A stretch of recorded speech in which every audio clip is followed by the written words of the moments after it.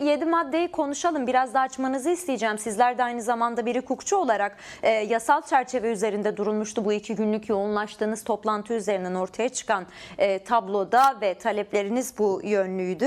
Gerekli yasal düzenlemeler gecikmeden meclis gündemine alınmalıdır denmiş. Bütünlüklü yasanın toplumsal kesimlerin katılmasıyla çıkarılması hedeflenmeli gibi başlıklarınız var. Sizden dinleyelim, bu yasal çerçeveyi ne kapsamla oluşturdunuz ve ne talep ediyorsunuz? Kısaca değerlendirir misiniz? Şimdi yaklaşık 1,5 yıllık bir süreçte hepimizin, tüm kamuoyunun da yakinen izlediği ve açıkçası büyük bir konsensusla sahiplenilen bir süreci yaşıyoruz hepimiz beraber. Ancak bu sahiplenişin ve iyi niyetli söylemlerin artık aşılması gereken bir aşamaya geldiğimizi konuşmamız ve birbirimizi de bu temelde somut, demokratik, yapıcı ve coğrafyamızın içerisinde bulunduğu gerçekliği de göz önünde bulundurduğumuzda kendi barışımızı tesis eden halkın da, tüm kamuoyunun da, tüm toplumsal bileşenlerin de içerisinde bulunduğu bir barışın inşasının somutlaştırıldığı bir sürece doğru ilerlememiz gerekiyor.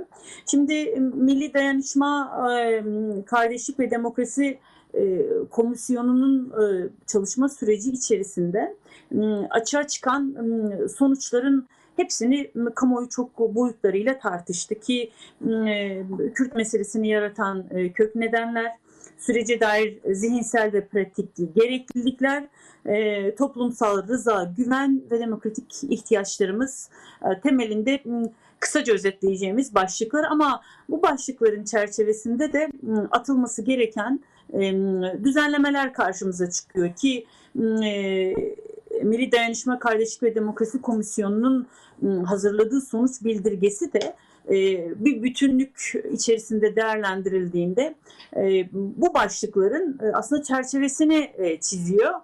Ancak bu çerçevenin nasıl hayata geçirileceği konusunda plan program içerisinde de sonrasında hem siyasete hem siyasetçilere hem de meclis boyutuyla da bu sürece somut bir şekilde hayat kazandırmak zorunda bulunan aktörlere de yol haritası olarak çıkıyor ki DEM Parti olarak bizim belirlediğimiz başlıklar bu çalışmaların, bu beklentilerin ve bu tartışmaların da ışığında belirlenmiş yeni sözler ve söylemler değil. Bugüne kadar söylediğimiz söylemlerin açıkçası bir yol haritası olarak sürecin planlamayla, bir programla önümüze sunulması gerekliliğinin de küçük bir tanımı. Şimdi Avrupa İnsan Hakları Mahkemesi'nin kararlarına, Anayasa Mahkemesi kararlarına uyulması başlığı, yargılama ve infaza ilişkin düzenlemeler, hak ve özgürlüklerin genişletilmesiyle ilgili düzenlemeler ve yerel yönetimler başlıkları komisyon raporunda dile getirilirken bunun biraz daha genişletilmiş ve hem muhalefeti hem demokratik kamuoyunu gerçek anlamda bir barışın inşası, ki bunu barışın hukuki ve siyasi zemini olarak tariflemek doğru bir tarif olacak ki bunun gereklerini yerine getirmektir.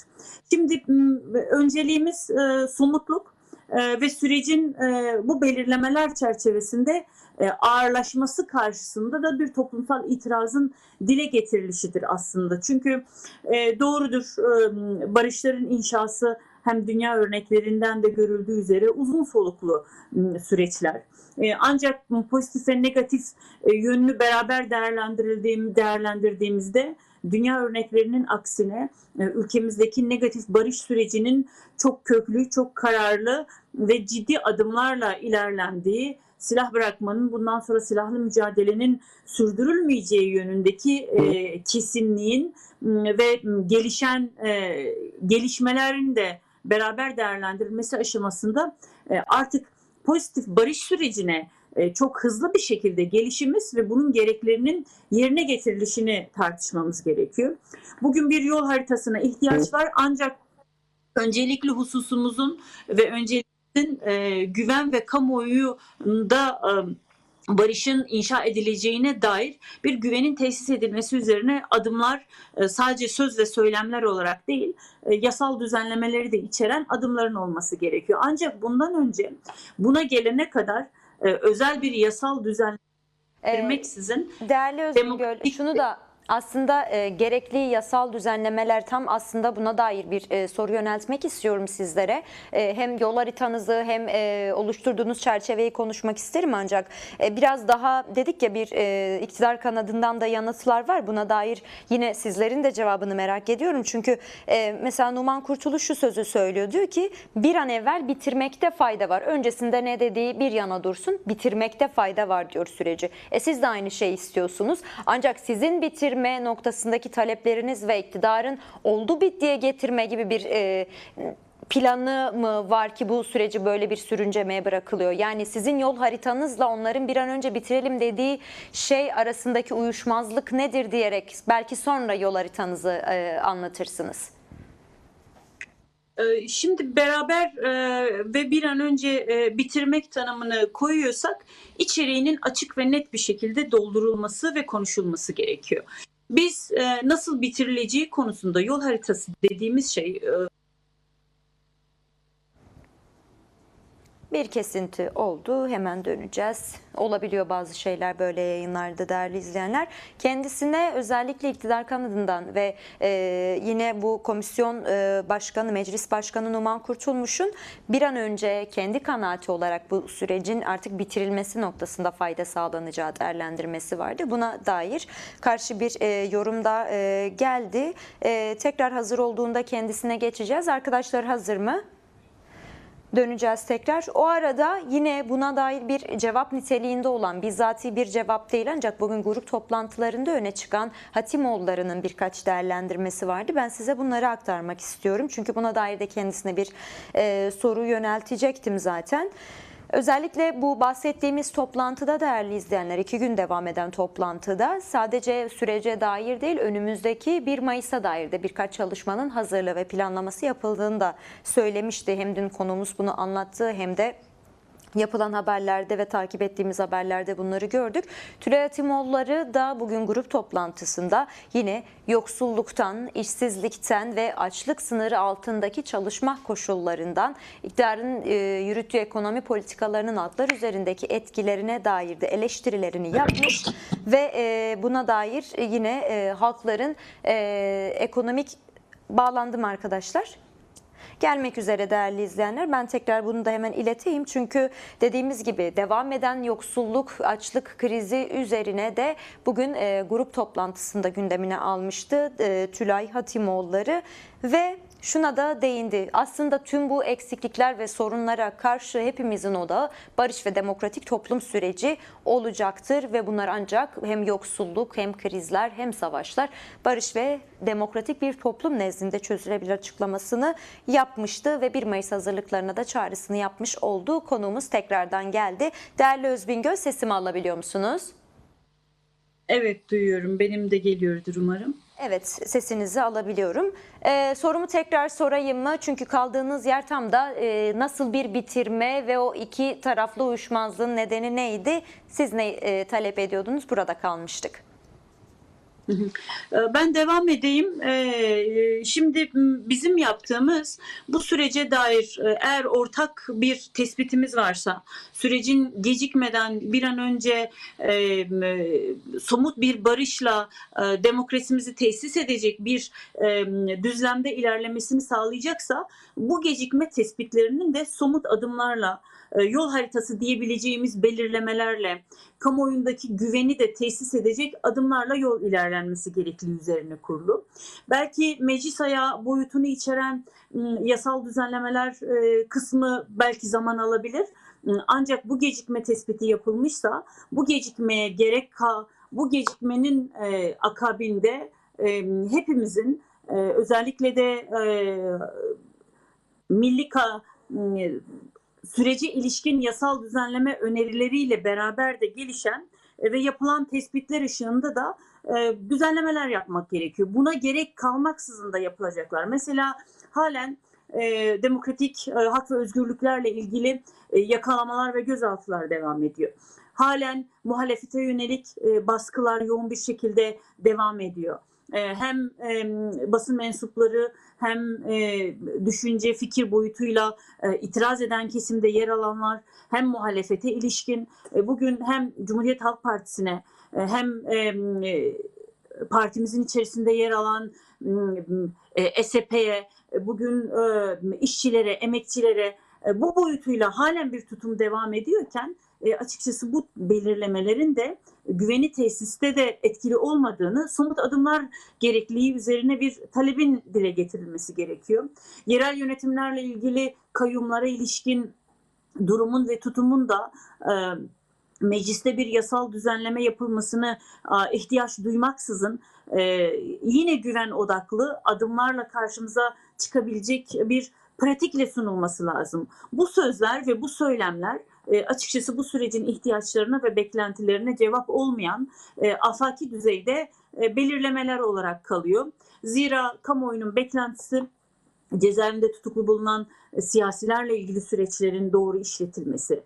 Bugün sürece dair en büyük adımlardan ve beklentilerden bir tanesi akabinde öncelikle yasal düzenleme, akabinde terörle mücadele yasası, daha sonra ceza infaz düzenlemelerine ilişkin düzenlemeleri gerektirirken bugün buna bile gerek kalmadan halen eğer çok ciddi ihlaller ve çok ciddi aksaklıklar oluşmaya devam ediyorsa, önlenme olanağı sahipken açıkçası itirazı da yeri geldiği zaman barışa dair samimiyeti de sorgulatır bir soru işaretini kamuoyunun önüne getiriyor.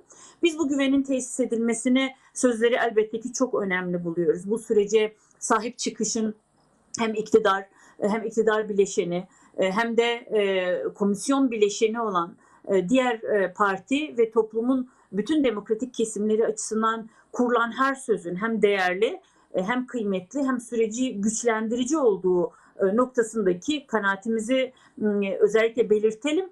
Ancak bunun bu aşamadan sonra yeterli olmadığını, kamuoyunun somut adımlarla bu süreci güçlendirecek hamlelerle, adımlarla da sürecin samimiyetine dair adımların atılması gerekli üzerine de bir işletmeyle yürütülmesi lazım ki bu sürecin öncelikli somut adımlarından bir tanesi de sürecin yürütücüsü olan Sayın Abdullah Öcalan'ın özgürlüğüyle ilgili durumu da önemli başlıklardan birisi, öncelikli başlıklardan bir tanesi olarak karşımıza çıkarıyor. Buna dair hem de değerli Bingöl. Buna dair de herhangi bir söylem yok. Kendilerine yöneltilen hem gazetecilerin hem siz mecliste bulunan siyasi parti vekillerinin ya da üyelerinin sorularını iktidar kanadından Kürt halkı önderine dair sorulara bir yanıtsız bırakma durumu da söz konusu. Ancak yani sizin yol haritanızdan ya da oluşturduğunuz olması gerekenler ya da kalıcı barış için olması gereken koşulsuz şartsız adımlar ve maddelerin temelinde bu öncelik geliyor. Ve aslında var olan hukuksal yasaların, var olanların dahi uygulanmamasının sonucunda bu tecrit ve hukuksuzluklar devam ediyor ve baş aktör olma rolündeki talebinizi her fırsatta dile getiriyorsunuz. Bu yol haritanızda nerede duruyor? Kürt halkı önderinin özgürlüğü ve özgür çalışır koşullarının bulunması, statüsünün yasal olarak tanınması noktasında. Bu sürecin başlamasından önce de Sayın Öcalan'ın özgür çalışır, özgür yaşar koşullarının, umut hakkının özellikle Avrupa İnsan Hakları Mahkemesi kararları ışığında hem de mevcut infaz hukukumuz işleyişi içerisinde sağlanması üzerine koşulların mevcudiyeti ve hakların kullanılması temelinde bir mağduriyet tespiti ve açıkçası bir hak ihlali tespiti mevcutken bu koşullarda bile barışın inşası konusunda hem üstlendiği misyon hem rolünün büyüklüğü hem de etkisi bu son 1,5 yıllık özellikle barış ve demokratik toplum sürecine dair çağrısı ve etkisinin de dikkate alınarak açıkçası süreci güçlendirecek ve bu süreci somutlaştıracak düzeyde de misyonunun hem tanınması hem kabul edilmesi hem de bu olanakların sağlanması gerekiyor. Zira Sayın Öcalan'ın bu son 1,5 yılda özellikle negatif barış sürecinin işletilmesindeki rolü, silahlı mücadelenin sonlandırılması sürecindeki kararlaşması sürecin hem parçası hem etkisi hem de rolü birlikte değerlendirildiğinde bundan sonraki aşamanın asli unsurlarından olduğunun artık hiçbir itiraz ve hiçbir çekince ortaya konmaksızın kabul edilmesi gerekiyor. Biz biraz önce sürece dair mevcut siyasi iktidarın gecikmeleri kabul ettiğini elbette ki söyledik ki komisyonun ilk etapta Sayın Öcalan'la görüşme sürecine dair tereddütleri de gelişen cılız itirazların da açıkçası alışılmış reflekslerin ötesinde barışı tesis edecek bir inanç, irade ve açıkçası bir gücü ve kararlılığı da taşıması gerektiği düşüncesindeyiz. Belki bu sürecin güçlü sözler kurulmasını önleyen sebeplerden bir tanesi sürece dair belki siyasi beklentiler olabilir.